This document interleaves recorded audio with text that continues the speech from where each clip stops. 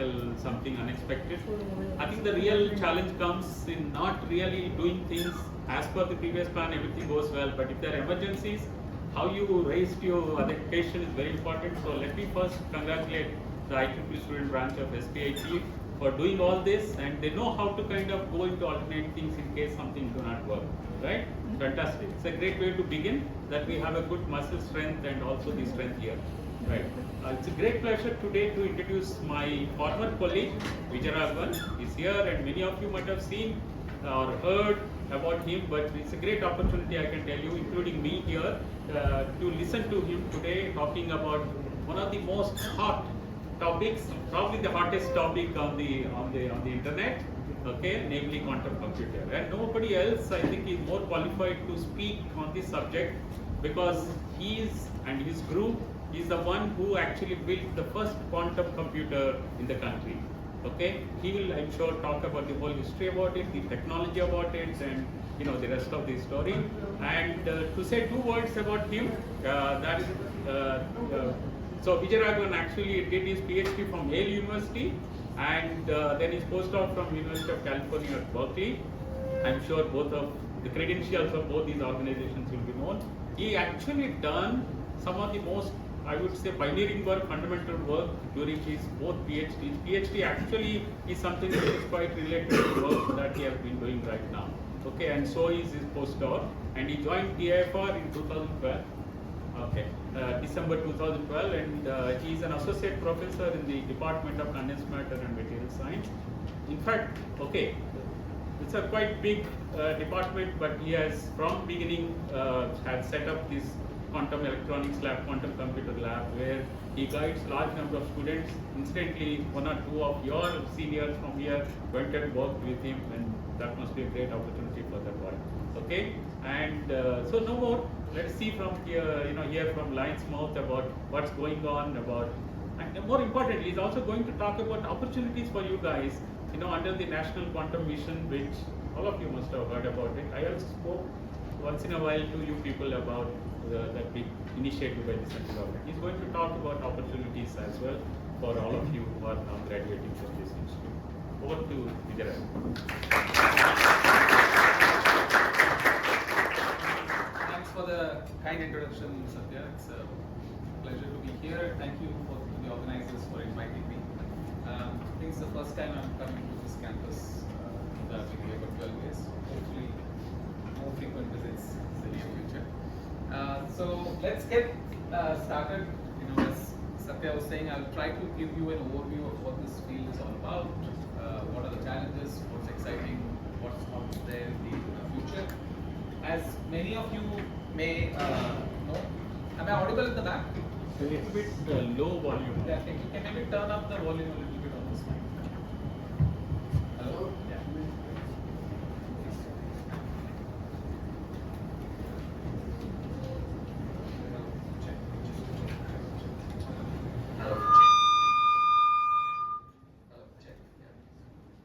So, as I'm sure many of you may know that the hardware for quantum computer can actually be built in many different ways. And as of today, we don't yet know for sure which approach is eventually going to win out, or which multiple approaches we have. So, I will give a general overview, and then towards the end, I will tell a little bit more about one specific platform, which is where I do my work in our group does, which is superconducting circuits. So I'll tell a little bit more about that in the second half of the talk. So let's get started. We need to start with our present day computing technology, which is based on digital information. The generic idea here is that all information in these computers or any digital processing system is eventually stored in the form of a bit, right? And the picture here is supposed to emphasize this fact that even though the information is the same, the physical property that is used to encode that information can vary depending on the different systems, right? So in a compact disk or a DVD disk, which again this generation is possible, they have never used, it's quite crazy how quickly these things are changing. It's some microscopic defects with different shapes which represent 0 and 1. In the hard disk drive, it's some magnetization of some domains which represent the information 0 and 1. And similarly, on a computer or a flash drive, it's some state of a transistor or some other kind of electronic circuit. So the takeaway message here is that some physical property has to be there in a system to store and then later on process that information, and that can vary in form depending on various things. Okay. So once you have that, then you can use logic gates, which I'm sure all of you have studied about, to do manipulations to this information. Like how do you transform these zeros and ones into other zeros and ones based on the particular operation or calculation you are trying to do. And this, of course, has been very successful. You can build these Boolean logic gates using electronic components, which were then later miniaturized into small integrated circuits. And this is a picture of the i7 CPU. And now we have billions of these transistors, which can go on a very small chip. And we all have these powerful computers. Even in our pockets, our phones are also powerful computers these days. And overall, this technology has been very, very successful. And we can do all kinds of fantastic things doing this. And over the years, these transistors have become smaller and they have become faster to some extent. And that is allowing you to do new things and same things much faster than what we were able to do. However, despite these being so powerful, there are actually still certain kinds of problems which these computers cannot solve. They couldn't solve in the past, they cannot solve today, and they will probably never be able to solve it in the foreseeable future. Right? And this has got to do with the approach to computation which is used by the current technology.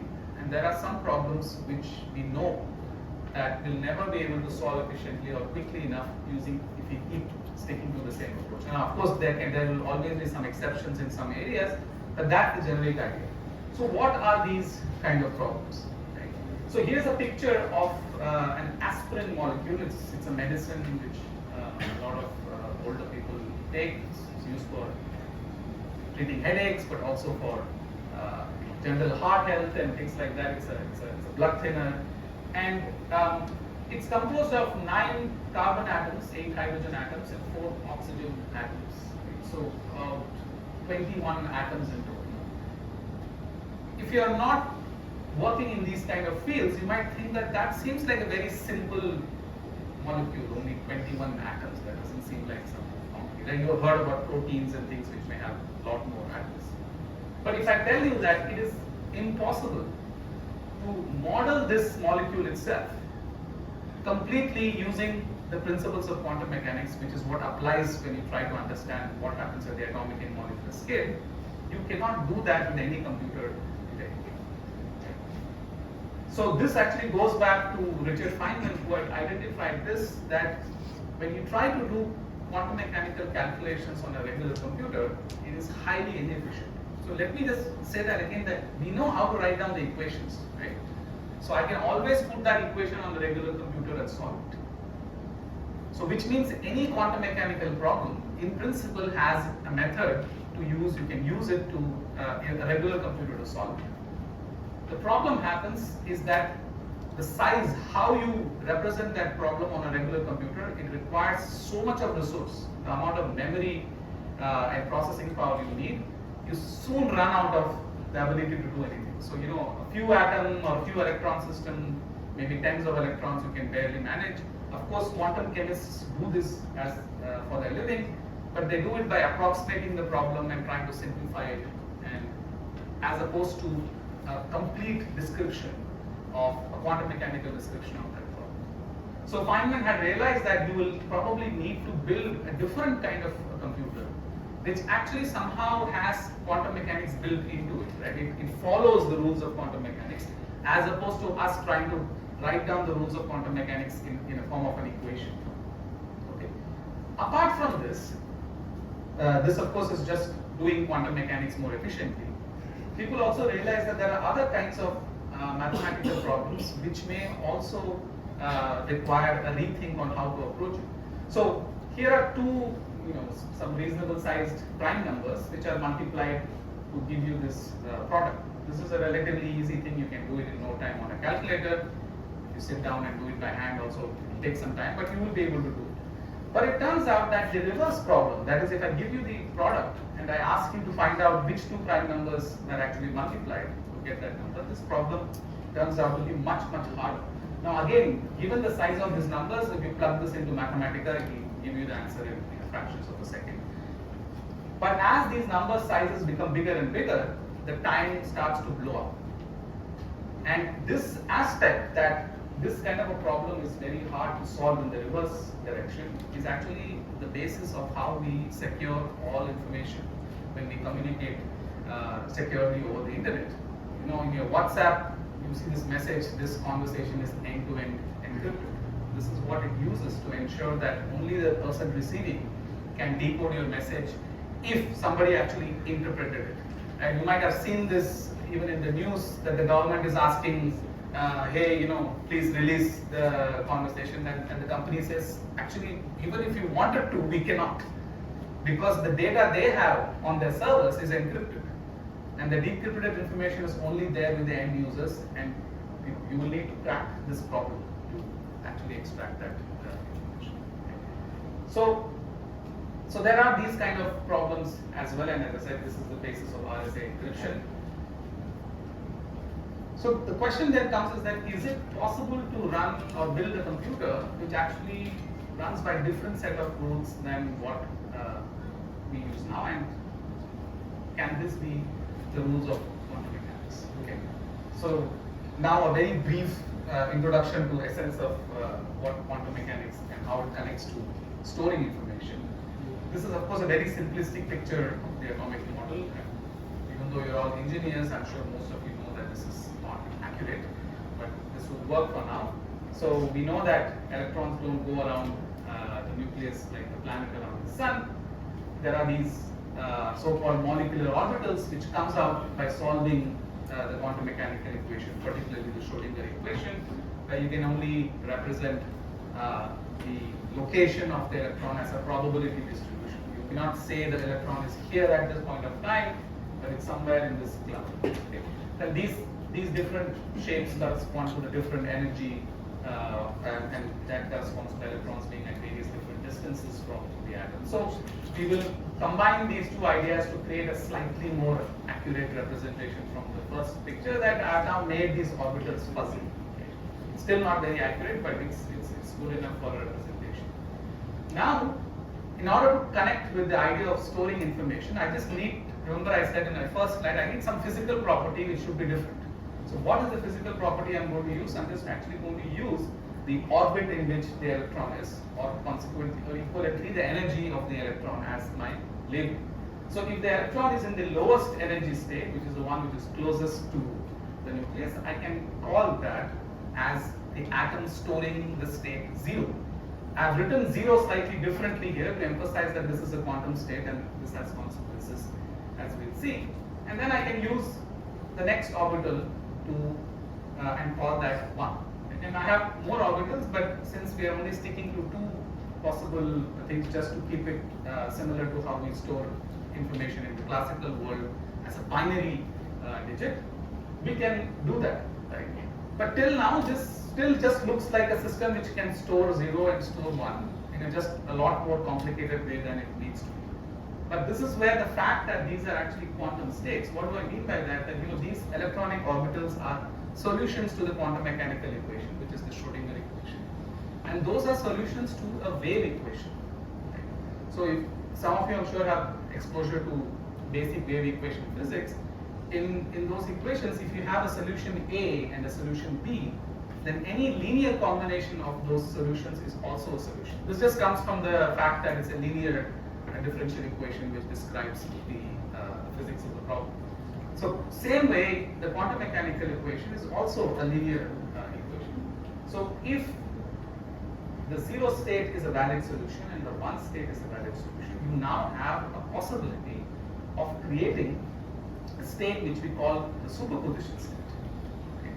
Which means that I can actually prepare this atom in a situation where it is in a combination of both 0 and 1, right? In superposition state, in general language, we say it's a combination of both the states. Technically, it's a superposition state, and this is where we start, you know, having trouble representing it accurately using common parlance.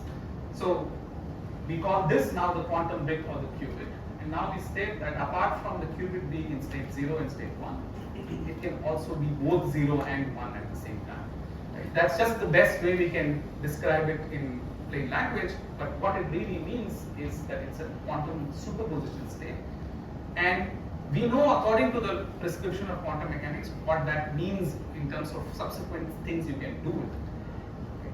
But in general language, this is what we say. But okay, this and I put it in quotes because it's not just plus, it can also be a state like this.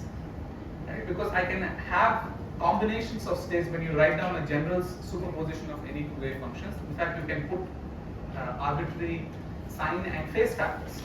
So you can also create a state which is 0 minus 1, and that has a specific meaning as well. Okay. So if we now generalize this on how to visualize this kind of a qubit state, so you have your two states, and then the most generic superposition would be something like this, where alpha and beta can be complex numbers.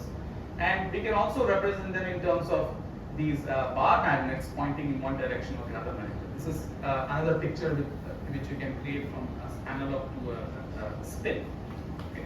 And then we use a sphere. So here I've just chosen the Earth as an example, and we assign these two states, 0s and 1s. These are the what's called the basis states over there. And we put them on the North Pole and the South Pole. And in this visualization, all other possible states, that is for all different combinations of alpha and beta, they all lie on the surface of the sphere in the rest of the points. Right? So this representation, for example, here, and then this animation is sort of supposed to indicate that we don't really know, it's sort of a combination of the zeros and ones. Okay. So this representation is often called the block sphere representation, and you assign the state by giving it a little arrow, which is called the block vector. It's unit magnitude because the sums of squares of this alpha and beta should add up to 1. Consider probability. It will become clear just in a little bit. So you contrast that to your classical bit, which is 0 or 1. It's kind of like a switch. It's either on and off. A quantum bit can actually be in infinitely different number of states. Right? There's only these two possibilities, but all the points on the surface of a sphere is a valid superposition of states. Okay. So to sort of summarize this, you have a quantum system with two levels. So initially we had thought of them as these electronic energy levels, but it could be any physical system, just like a CD or a magnetic hard drive, all store the same information. Any physical system where you can isolate two levels can be used to create a qubit. And that's why we have all these different hardware platforms which use it to do it different ways. Okay. So then you can have your state 0, you can have state 1, or a superposition state. Okay. Now what does this superposition state mean in terms of what information it is storing? Right? Because a memory is only good enough if you can not only store information, but you can recover that information. And this is where the second weird aspect of quantum mechanics comes in, that while there are infinite possibilities to encode, it doesn't actually translate to infinite amount of information storage. Right? This is often a misconception, and you often hear about this. Because, for example, I can do something, I can just identify 26 different points on the surface of the sphere and assign a letter of the English alphabet to it. Now it looks like in one qubit I can store 26 alphabets, but that's just a trivial example. Since I have infinite points, I can store as much information, but can I retrieve it? And the answer is no. Because when I, for example, create a state which is exactly in the middle, this is called the equal superposition state. What happens is that when you try to read information from that system, you actually get a random answer. You get the answer that it is 0, or if you go to the electronic atom electron picture, that the energy of the electron is the lower energy state or the higher energy state with 50% probability. This now looks terrible because not only I'm not getting any this infinite information there, it's completely random. That's not useful, right? If I made my talk this morning, by the time I came here, this turned into a Rajnikant movie, then it would have not been very useful. So it's random and I cannot predict what the answer is. So this is a caveat that even though you have infinite number of possibilities to store the information on it, it doesn't give you the same amount of information. So in that sense, 1 qubit roughly stores the same amount of information as 1 bit. You can only recover 1 bit of information because you can only get 0 or 1. Was that a question? Yes. Okay, so this is something you have to keep in mind. But then again, you go back to the question, so, okay, what has changed? I again seem to have created an unnecessarily more complicated way of storing information. What is the advantage I'm getting? So this is the thing which happens where you have to you sort of get a sense for what's going on. Okay. So you start with 1 qubit. There are these 2 possibilities, but you can create the qubit in a state such that both possibilities exist at the same time, right? So you have now 2 possibilities existing at the same time. You extend this idea plus beta 1, 1 and so on and so forth. So now with 2 qubits, 4 different states can exist in a superposition. You now extend this further and you go to a random number like 300 qubits. 300, let me qualify, is not a very large number, right? My phone has 4 gigabytes of memory. That's 4 billion bytes or 32 billion bits. I'm talking about 300. Just to set the perspective here. It's not a very large number. But what are the number of combinations that are possible? It's 2 to the 300, which is an enormously large number. Right? It's 2 followed by 90 zeros. If we think about a 300-bit classical memory, it also has 2 to the power 300 combinations. But you can only put it in one of those combinations. Whereas in a quantum system with 300 qubits, you can put it in a state where it is actually a superposition of all the 2 to the 300 states at the same time. And this is one of the core idea that you have this very large access to, we call this the Hilbert space. This is this mathematical space where the state lies, which is described by something like 2 to the 300 coefficients. And this is where the power of quantum computing emerges. It's this ability to access this large Hilbert space. Right? This also tells you, in a corollary, that why doing quantum mechanics on a classical computer is hard. Remember, 300 qubits is still a very small number. It's probably not enough to represent the aspirin problem I said before, or maybe just barely it can do it. Right? But if I had to store this 300 qubit state, just store it on a regular computer, I'm going to need at least 2 to the power 300 numbers, because those are the coefficients of all the states. You can calculate what that corresponds to in terms of memory. So there is no computer on earth, no supercomputer, even if you combine all of them, which can store this. In fact, the break-even point is usually around 50 qubits. So the same argument tells you what gives the quantum computer its power. Also is the reason why you cannot do it on a classical computer, because you just cannot even represent that state completely. Whereas to represent such a complicated state, I only need 300 qubits.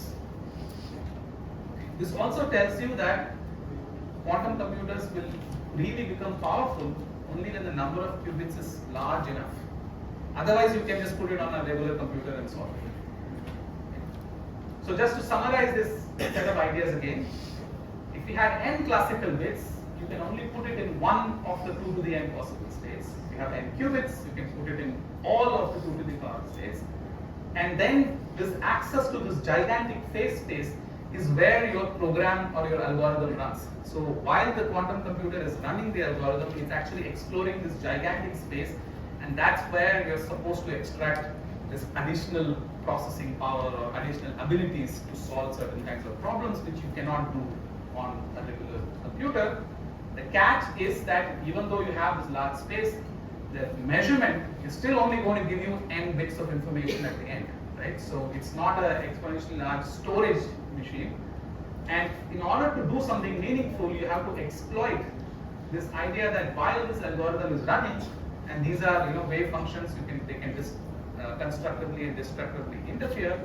They need to evolve in such a way, and this is a very hand-waving, simplistic argument, that every quantum algorithm evolves in such a way that it destructively interferes all the wrong combinations and sort of constructively interferes the correct combinations, so that at the end, when you make a measurement of these n bits or the n qubits, those strings of zeros and ones, because what are you going to get? You're going to get an n bit number as the answer, and that strings of zeros and one better be connected to the problem you're trying to, or the answer to the problem you're trying to solve. Okay. This is sort of in a simplistic way what needs to happen in a quantum algorithm, why it can do some amazing things, but this is not so easy. To figure out which problem can utilize these set of strange properties, this access to this very large computers in some space, is not so easy. There are a few algorithms around which have been developed over the last several decades which exploit this, but there is no well-known prescription or a formula where you say, okay, here is a mathematical problem or here is a computational problem, I'll put it into a black box, it will put out a quantum algorithm which will run faster or more efficiently. We don't have that, and we probably will never have it. Because these abilities, these extra abilities of a quantum computer are very specific. They have you need to have problems which can exploit this. So the take-home message is that a quantum computer is not going to uniformly make every application faster or better. In fact, it's specifically being designed to address problems which you cannot solve at all today, right? Or maybe you will be able to do it, or it's very, very inefficient and you can improve its efficiency. And it's going to be always a limited set of those problems.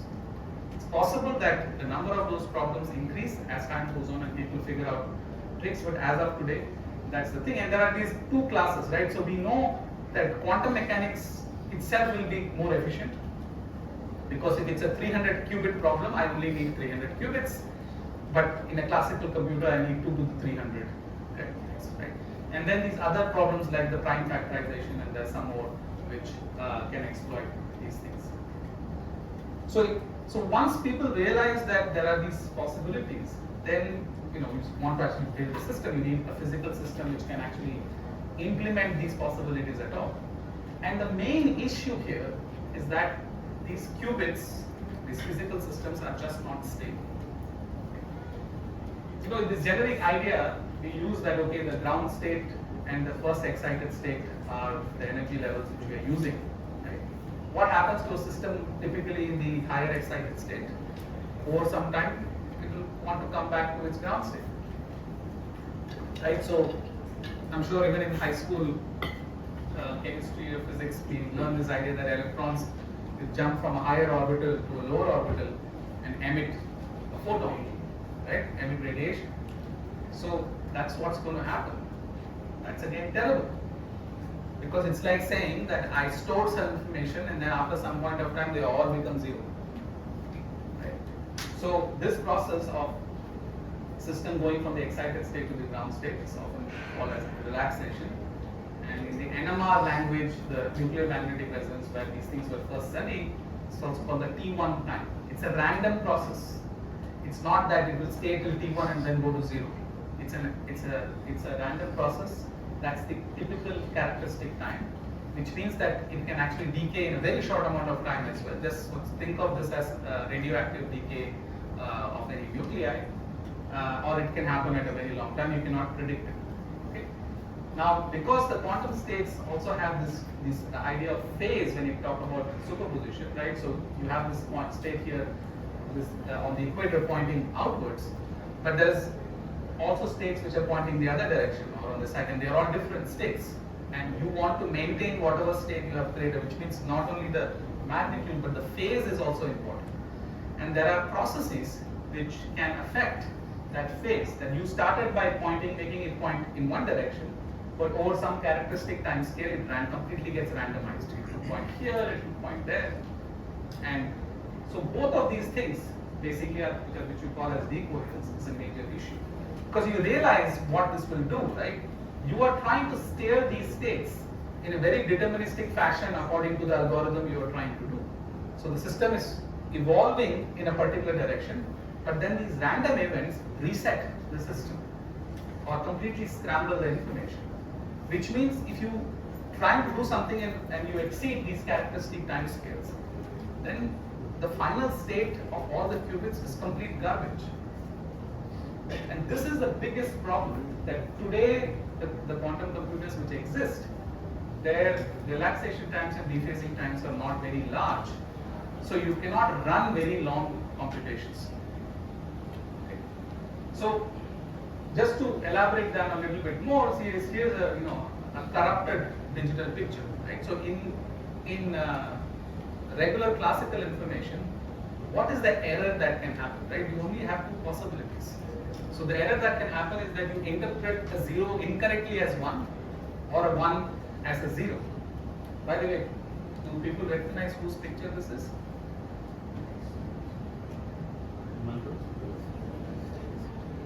No?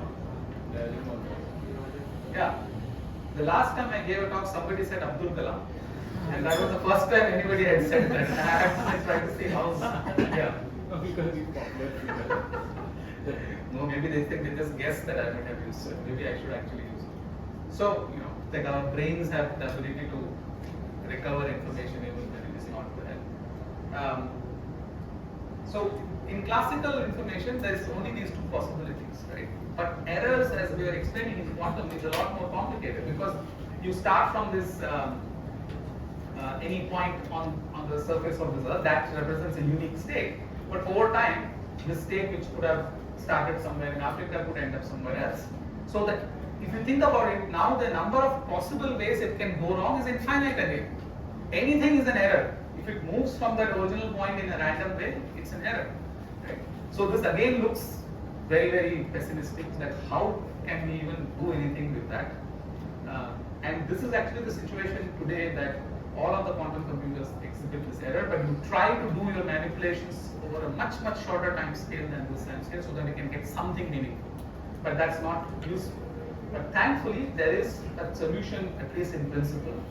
It's on very solid theoretical grounds, and this is called quantum error correction, which I will not go into detail, but the essential idea is that I can use a collection of qubits. Each of them is imperfect. It undergoes these random processes, but the information is stored in such a way. So this collection of qubits, 9 shown here, effectively store the information of only one qubit. Okay. Together, even if individually they undergo these errors, you can actually detect them and correct them. So it's an active feedback process. It's not a passive process. You have to constantly keep looking at some special properties of the collection of these 9 qubits. And this again evolves from the same idea that now a 9-qubit system has a much larger Hilbert space. It's 2 to the 9 possible, and you're only choosing 2 special states from there to store your information. And the assumption is that errors happen individually, and you typically assume that in a correction cycle only one of the qubits or 2 of the qubits can undergo error, and if that happens, you can detect it and you can keep correcting it so that the overall state, which is often called the logical qubit, can be preserved. It was only after theoretically this was shown that people became serious about the possibility of ever building a useful system. Otherwise, it looked very, very hard. Okay.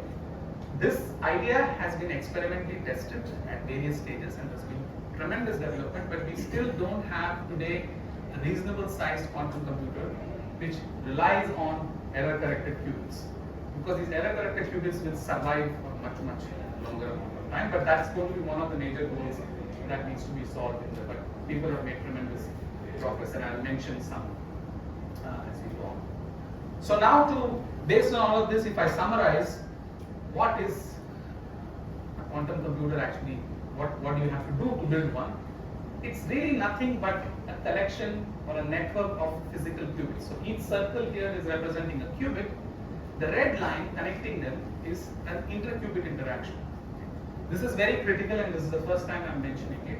It's just that an isolated set of qubits is not a quantum computer. That's obvious to sort of see even if you look at logic gates. If you only had logic gates which operated on one qubit, there's only one gate we know, right? The NOT gate. So just going from 0 to 1 and 1 to 0 is not going to do any calculation. We need something like an AND gate or an AND gate which takes two inputs and then creates an output. Similarly here, you need at least quantum gates which are essentially evolutions of the quantum state which involve more than one qubit. So theory says that as long as you can do two at a time, that is sufficient. More is efficient. So you have a collection of qubits, they have to interact. You can put them on a linear chain like this.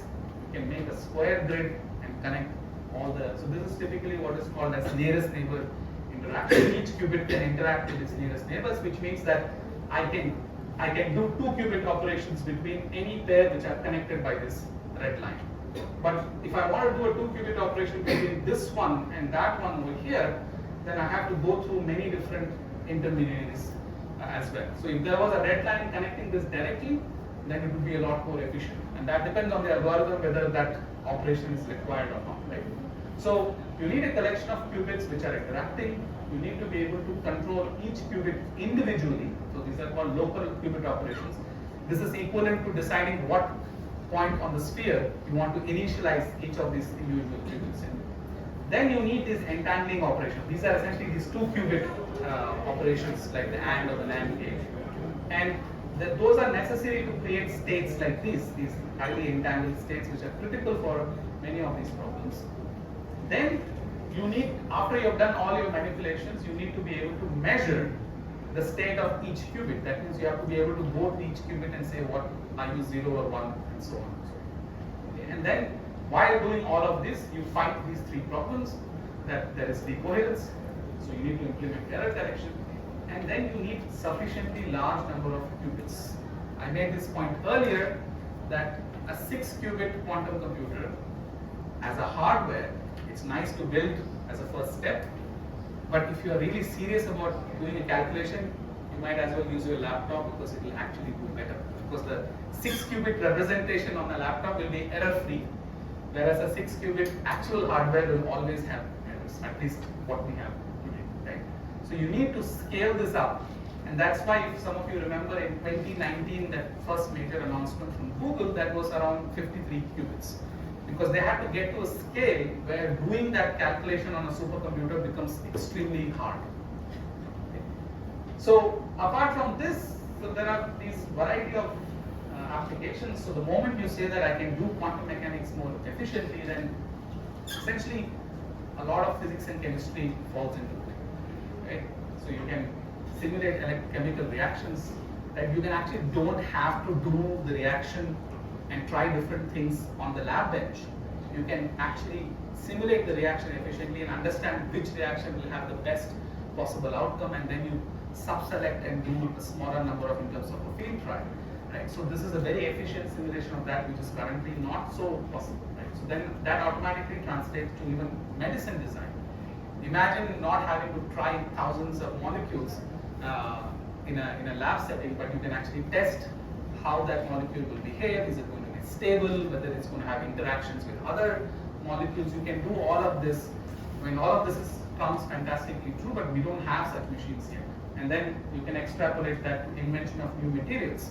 And here often I remember that scene from Iron Man when he's putting all of these things, and his assistant Jarvis tells him that this new material is stable, right? So I'm assuming that Jarvis is a quantum computer and is able to solve that, right? So that's the kind of thing. It's literally like you can take different atoms, put them together, and ask it to solve to see if it's going to be stable.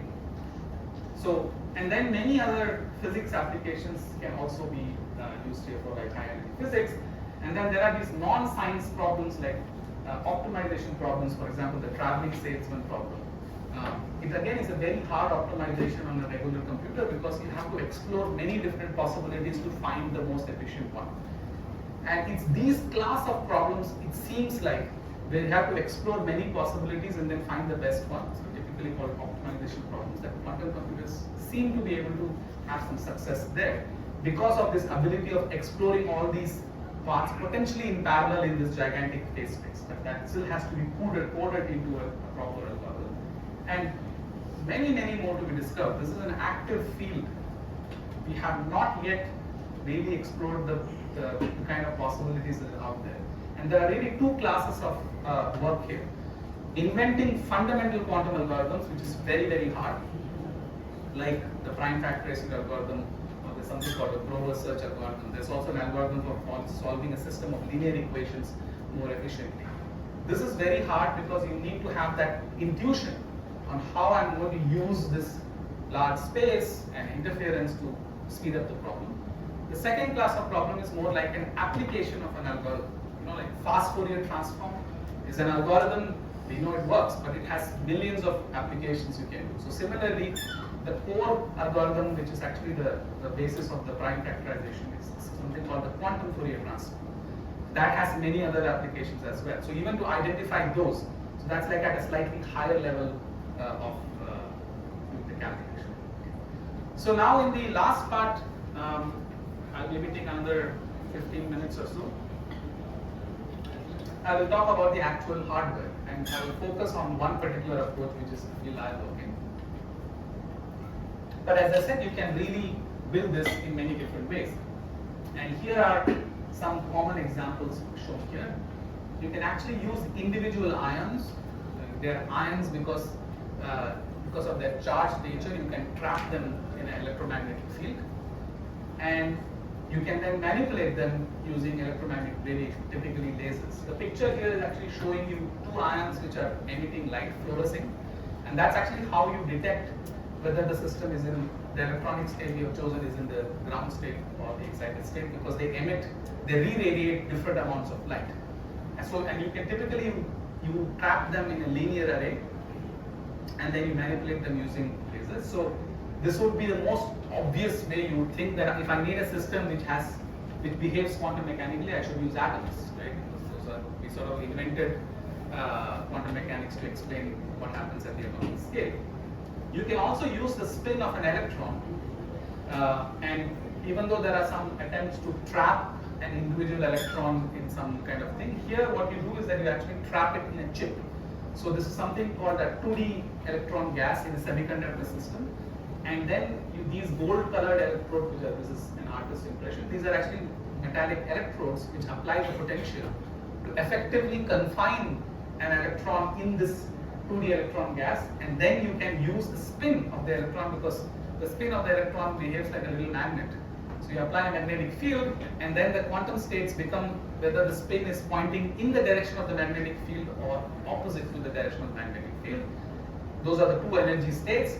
But you can again create superpositions of those states. This is called silicon spin qubits or quantum dot qubits in a semiconductor interface. This is also another approach. And then this approach called the superconducting circuit here, you're seeing it's a thin film of aluminum deposited on a substrate like silicon, and it's actually an electronic circuit. This is about 5 micron by 5 micron size square here. And there are these two regions here in the middle, which actually is one of the active elements.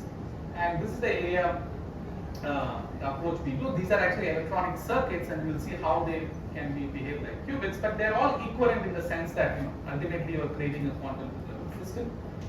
This is just a small subsection, but probably the most popular ones right now. You can also use light itself, like the polarization of the light can be used to represent state 0. So for example, horizontal polarization could become 0, vertical polarization could become 1. And this was again a system which is initially studied, but then it slowed down, but it's now making a rapid comeback. You might have also heard in the news about these photon-based quantum computers being likely to be the one which can be scaled to millions of qubits very soon. There's also non-ion based systems, so cold atoms, they actually use again light to trap them. And most recently, with the Microsoft announcement, you might have heard about this something called topological qubits. They use a very different approach where they're actually protected from all these errors I talked about. So the promise there is that if you are able to develop them, You may not have to do error correction so importantly compared to the other architectures. And there are also things that you can use, something called nitrogen vacancy centers in mining. There's a group here at IIT Bombay which works on that. They use them for other applications as well. Okay, so there are many approaches, and the leading 2 or 3 are actually trapped ions, superconducting circuit, and photons, and maybe even cold atoms. So let's look at the superconducting approach in a little bit more detail. And I'm showing a picture of a pendulum because the superconducting qubit is actually nothing but an oscillator. And it's an oscillator which looks like this. So this is actually the circuit diagram of this circuit. I'm sure many of you kind of looks familiar. There's a capacitor here and something in parallel. And the something in parallel is actually nothing but an inductor. It is an LC oscillator. But the symbol cross represents the Josephson junction, which actually is this little region here. It's 2 layers of metal, aluminum, with a very thin layer of insulation between them, which is aluminum oxide. It's called a tunnel junction. But when you operate this at low temperatures, it behaves like an inductor. Okay, but it's not a simple regular inductor you use in your labs. It's a non-linear inductor in the sense that its inductance value depends on the amount of current you are flowing through it. Right? A linear inductor just has a value L. So here it's L as a function of I. And that non-linearity is actually identical to the kind of non-linearity a pendulum has. Now, this might confuse some of you because you've also heard of the pendulum as a linear oscillator. And that's because we do this approximation when we calculate that sine theta is equal to theta for small angles. Right? So it's a special case situation. But so what I mean by they're identical in this is the restoring force is proportional to the sine of the displacement, both in the pendulum and in this electrical oscillator as well. And essentially the qubit is nothing but different energy of oscillation of this state. Or very simply and crudely put, if the pendulum is at rest, it state 0. If the pendulum is oscillating with the minimum energy. So in quantum systems, you also have this idea that energy increases in discrete steps. Right? The energy is quantized. So when it oscillates with the first excited state, which is the minimum energy it can oscillate with, that is the state of what we call 1. Right? And these are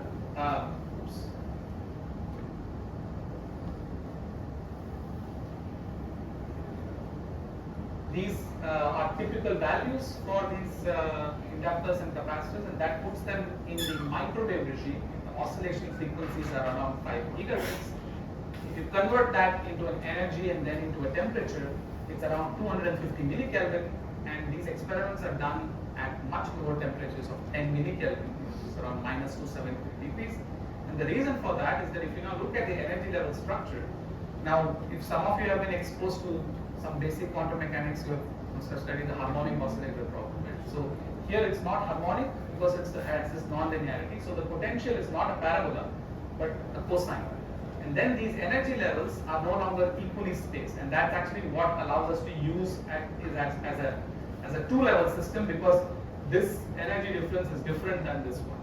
So you can isolate these 2 levels, but it's again a multi-level system, just like the electron orbits in an atom web. Okay, and the reason you need this low temperature is that you don't want thermal energy to change the states. Right? So if you had thermal energy which was comparable to these energy difference, then that itself will push the system to these higher states, and that's again a randomized kind of state, whereas you're trying to precisely prepare these quantum states. Going to these low temperatures ensures that the system will sit in the ground state and then only move when you do something to it. Okay? So you expect the system to be found in the ground state if you wait long enough. And using superconductors ensures that these inductors and capacitors are dissipation free as much as possible. Right? So if you think about decoherence in this pendulum picture, what happens when you set a pendulum to oscillate? It stops after some point of time. So it's like 1 going to 0. And why does that happen? Because of friction. Friction in electrical systems is resistance, electrical resistance. Right? So by making the inductors and capacitors out of superconducting materials which have actually no dissipation, ideally, you can make them keep oscillating for a very long time. So you do that, and there are other caveats, of course, because you also have dielectric losses and things like that. Then in order to measure this system, you take your nonlinear LC circuit, which is a qubit, and you couple it to a linear LC circuit. So this is now a regular LC circuit, which is also often called a cavity. You choose parameters in such a way that they are not exactly on resonance, they are slightly separate from each other, which means that they cannot exchange energy between them directly. But this arrangement gives rise to the situation where if you look at the resonant frequency of this linear oscillator, its frequency now depends on whether the first system is in the ground state or the excited state. So you have these resonance curves here. So essentially you're doing a resonance measurement. So this is the phase of a microwave signal as a function of frequency, and then you have this kind of curve, and then for the ground state, and then for the excited state it's slightly shifted. So to make a measurement, you send a microwave right in the middle, and you look for this phase difference. That's what you actually detect. Just measuring the phase of a sinusoidal signal from the point of view of what technically happens for the measurement. And then to control the quantum state itself, you send a pulse here in resonance with the energy difference between these two levels. Right? So very approximately speaking, it's the LC oscillator frequency, because that's what determines the energy difference between these two. And if you do that, you get this. So you do this experiment where you send a pulse at omega 01, and then you send the measurement pulse, and then you repeat this many times to get an average of zeros and ones. Right? So the result here should be 0 or 1. And then when you have a pulse of 0 length, you always find that the state is in 0 because you have done nothing. Then as the length increases, the probability of finding the state increases and goes to maximum, which is 1. So this is actually the point where we have created the excited state. If you keep sending the pulse again, it will again oscillate here. This just comes from the physics of a driven two-level system. But this is where you can actually change the states. And then so this phenomena is called Rabi oscillations, and you have these 3 points that if you drive it harder, the oscillations will be faster. So the amplitude of your drive, this pulse, the omega 01 pulse controls the frequency of the oscillations. The phase, whether it's a sine omega t or a cosine omega t, determines the axis of rotation. It can determine whether something will rotate like this or it will rotate like this. This is important because now you can control the azimuthal angle of the state you are creating. And finally, the time, the amount of time you send this pulse determines how much it will rotate. So that actually allows you. So by using these 3 parameters, you can start from 0 and go anywhere on the sphere. So, and this just purely depends on the size and shape of this pulse. That's actually technically what you're doing in order to prepare this single qubit kind of state. And then to sort of finish the requirement picture, I told you that you have to create interactions. So these are electrical systems. You have 2 LC oscillators. How do you interact with them? You just put a capacitor between them. Or you can put other electrical systems like, so here is a 2 qubit chip from an old IBM paper. These are the qubits. So these rectangular things are the capacitors. The Josephson junction, the inductor is in the middle, which you cannot see. And they are connected by this little squiggly line. This is nothing but a microwave transmission line. So instead of putting a capacitance means you have to put them close to each other, but you can use a piece of transmission line to connect them and keep them far apart. This allows you to practically lay out the chip. Otherwise, everything will have to be right next to each other. And then these other lines are used for the measurement. These are actually the linear cavities which are there, and then you bring the signals here from there. This is called a fixed coupling architecture because the interaction strength is fixed by design, but you can also make a more complicated circuit. So this is a paper from the group which later on became Google. These X-shaped things are now the capacitors. That's just a different shape of the electrode they have chosen. The qubit junctions are here, and then there is another circuitry here also made of Josephson junctions where you can actually apply a voltage or a current and you can turn the interaction on and off. So it's literally like having a switch here, and this is called a tunable coupler architecture. And for most of the time till now, IBM, which is one of the big companies pursuing, they went with the fixed coupling because it's simpler and Google went with the tunable coupling, but now it looks like the tunable couplers are going to win out, even though they have more overhead, because now you need, apart from a wire, a control line to control each of the blue circles, you need a control line for each of the red connections as well. So there is more overhead in terms of control wiring, and that can also bring more noise into your system. And then all of this goes inside this system called the dilution refrigerator, and this is the image of a dilution. It's about this tall, about this big. And this is the plate which goes to 10 millikelvin, so you put all your experiments here. You have lots of microwave lines which you have to, so here's the circuit sort of shown for controlling and measuring 1 qubit, lots of filtering and attenuation to minimize the noise. The idea is to show the level of complexity to control this 1 qubit. So imagine millions of qubits, so a lot of engineering work has to go in here to simplify this, minimize this, make it more integrated. But then this is how we do the experiments today. Okay. So at the end of the day, when you do all of this and you want to run an algorithm, so here is what is often called the quantum circuit. Those of you who have played with online quantum computing have seen these. Each line is representing one of the qubits, so this is like a 5-qubit circuit, and along the y-x-axis you have the operation. So every box here is a mathematical operation representing an algorithm.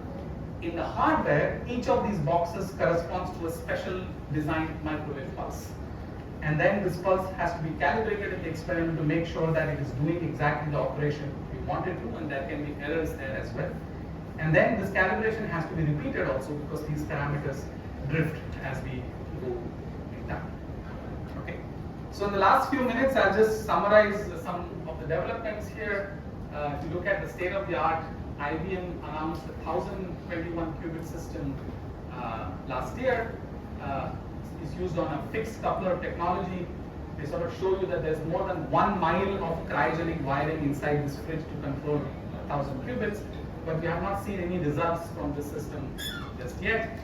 At the same time, they also designed a smaller version which uses the tunable coupler technology, and it has improved a lot of the performance metrics in terms of errors and crosstalks and things like that. I'm sure a lot of you heard about the Google's 105 qubit Willow chip last year, and there are also other companies like Rigetti, which has an 84 qubit system. Last year, even China announced a 500 qubit system as well. And apart from these, many of them are accessible over the cloud, but you also have platforms like trapped ions, cold atoms, photons, where also medium scale quantum computers with hundreds of qubits have been made, and people are working on doing that.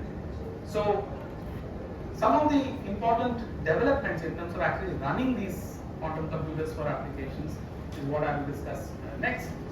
As I said, without error correction, it seems like the situation is quite bleak. And this is what is called as this NISQ error, which stands for noisy intermediate scale quantum computers. Right? And people have been trying, including the big companies like IBM, to see how can we do something useful even at the level of these small number of qubits and with errors, and they've shown some results where it says that it is possible to get some advantage even before error correction is possible. Again, in 2019, Google had demonstrated this thing where they say that a problem they can run in 200 seconds on their quantum computer will take about 10,000 years for the most powerful. It's a problem called random circuit sampling. It has no use. It's a mathematical problem, almost designed in a special purpose way to show how a quantum computer is going to be different than a classical computer. And more recently, they argued that this is just a first testing point, that if your quantum computer doesn't do well on this metric, there's no hope that it will do well on any real metric as well. So that's the evidence or the utility of this approach, whereas these numbers are not very meaningful. Soon after that, a Chinese group did a system with a slightly large number of qubits, where the comparison was 1.2 hours to 8 years. So they said they have done a more realistic computation, and now most recently with Google's 105 qubits, they repeat that calculation, and now it's 5 minutes versus 10 to the power 25 years, which is an insane number, right? So, at some point when this second number becomes few years, it doesn't matter whether it's few years or 10 to the power 25 years. It's for all practical purposes, it's in some sense impractical. But along with this, unfortunately, this was the thing which made a lot of news. But the more important thing is something they showed with error correction. So they showed that as you increase the number of qubits which are being used to represent a single effective qubit, it became better. And this is an important milestone because you can think that typically if you put more bad things together, things will only get worse, right? But error correction predicts that if you do it right, as you put more bad things, things actually become better. And this is, I think, the first time where clearly they have shown that as they went from a 3x3 grid to a 5x5 grid and 7x7 grid, the errors actually went down. So this is very good news from the perspective of quantum computing and error correction. Okay, so I'll just flash this other slide. So we are building this 6-qubit quantum computer. Last August, we had sort of completed all the tests to see that every part of it works. Again, let me emphasize, this will not be useful for doing anything meaningful. It's an educational tool, and for us, it's the ability to get our hands dirty to actually put together the system, right? Because our research was mostly focused on the quantum processor components. We never bothered about all the other things, but now as a team we had to look at all these things because that's what is needed. So that was useful. We made some choices. So here's a refrigerator. There's all the electronics you can see just for 6 qubits, and there's all these wires going in and out. So it's a complete system, all the way from having a cloud accessible way to program it, and then all the necessary software which will turn that into basically sequence of pulses, and then running the system, running the calculation on the 6-qubit system, and then uploading it back as well. This is not a solo work. This is done in collaboration with a team from DRDO and also support from TCS, who mostly took care of the cloud access part of it, and a huge number of people who have come over the last several years, including one of your students from here, who actually wrote a lot of this software layer in the last about a year back.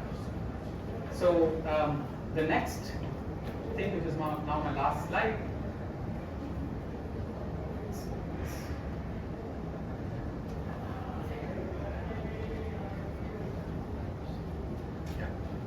So, as Satya was mentioning, the Indian government has launched a big program called the National Quantum Mission, under which many different areas of quantum technologies. I have only talked about quantum computing. There are actually many other areas which exploit these ideas of superposition and entanglement to do things in a much better way. And different teams have been formed to address these different technologies. So there's a team which is now called the technical group on superconducting qubits, and this is a team which again composed of 8 scientists across 5 institutions, and I'm leading that group. And these are the institutes and sort of the goals of the system. So there's TIFR Bombay, there is Indian Institute of Science Bangalore, IIT Bombay, TIFR Hyderabad, and IIT Madras. So you see the composition of the team involves many different expertise. So there are people at TIFR and IISc who come from backgrounds similar to mine, that we have worked with superconducting circuits, we know how to design qubits. Then there are people who are doing electronics, because all these microwave pulses has to be created from a high-speed analog to digital to analog and analog to digital system. There is nothing quantum mechanical about it. It's an engineering problem. These kind of things already exist. They just have to be fine-tuned and made more efficient for using in quantum computing. We have people in IIT Bombay who are experts at making 3D integrated ICs so that these large-scale chips can be designed. So there's fabrication and chip design aspect to it. And then we have theory people who want to help us improve the performance of the processor itself. So there's a person at IIT Madras who will be looking at the quantum error correction aspects, and then another person at IIT Bombay who use something called quantum optical control. So these are actually techniques to make those shapes as efficient as possible for better performance. So it's really a big team, and we are going to have many more collaborations with other people, including students who do internships with industry. It's also going to be supported by a new fabrication facility, which will allow you to create these high quality chips in a single facility with all the tools in one place. So that is another big investment which is going to happen. In fact, there's a meeting tomorrow in Delhi about that. And this is one team. There are about 16 more teams addressing different technologies, both within quantum computing, so other approaches like the semiconducting qubits, the photonic, and the cold atoms and the trapped ions, but also outside of computing as well. So with that, let me just end the slide and say that I hope I was able to convince that these new rules, superposition and entanglement, which is there in the quantum world, is what a quantum computer has to exploit. And these new rules allow you to speed up certain tasks, but not all. So it's not a universally faster computer for all kinds of applications. And the applications range from simulating chemical reactions to logistics to even optimizing your financial portfolio, which basically means how to invest in different stocks to maximize. That turns out to be a complicated problem. Practical applications are yet to be demonstrated. We are not in a state where somebody will say, okay, let's replace the current approach with the quantum computing approach, which will happen soon. And then new applications and algorithms may emerge. Superconducting qubits are one of the leading platforms for building, but we don't know whether we will actually win the race. And then there is a lot of opportunity in the near future because there is going to be many programs supported by a lot of funds and infrastructure by the government. So, thank you for your attention.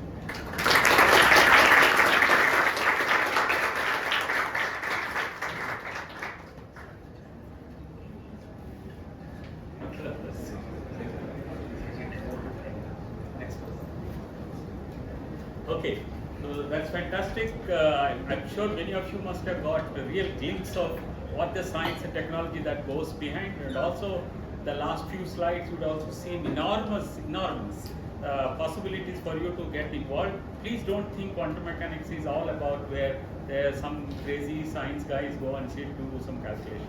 Lots and lots of engineering that's involved. In fact, it's a very tiny component of it. And there is less problems there. The engineering problems are actually the harder problems where there's a lot of opportunity as well. This will also mean that there are going to be startups and companies in India. There's already one startup in Bangalore which has a direction fridge and I think it's a 25 qubit chip which they have not built it yet. They have purchased all of this and setting it up, and they're running. And one of my students recently joined them. So there will be opportunities for engineers in those areas, and there will be many such startups in all other areas. So you should keep an eye out for this very exciting. Yeah, it's a very exciting. It's really the most, I would say, hottest topic. Okay, so once again, we really want to thank. He's always, the most busiest person, as you can imagine. He's been pulled by Delhi, Bangalore, TIFR, Hyderabad, and here, there, etc. But in spite of that, he on a Sunday he agreed to come and talk to us. And I think these are the guys, all the IEEE student branch in S.P.I.T. They have made this possible in spite of the two big guys are here. We must all thank them for arranging this fantastic talk by Vijayaraghavan. So maybe once you want to.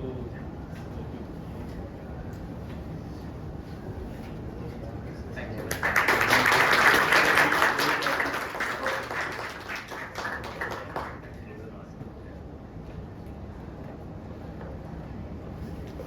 Okay. Are we going to do any questions or later? I guess we're running late. So yeah, we are running late, but let me say. I will be he will be around available. So some of you, I think Himanshu is going to make an announcement.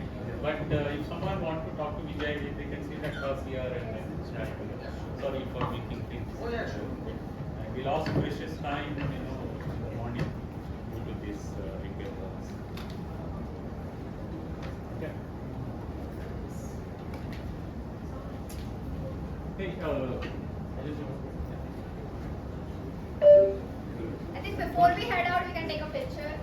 oh, okay. Right. Hold on, yeah, all of you. Nowadays they have nice things. So Vijay, you are supposed to be at the center of the picture. So you can sit.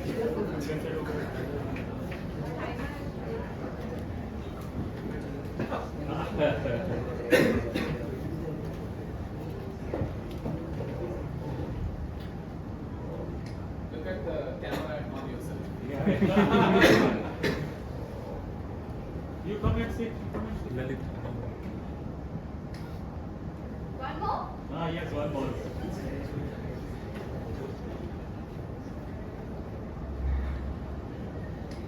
Thank you. Okay, announcement regarding. So, people who have come for Chai Mein workshop, please proceed to 203. And people for IoT workshop, please proceed to 003. Thank you, sir. Yeah, somebody should write.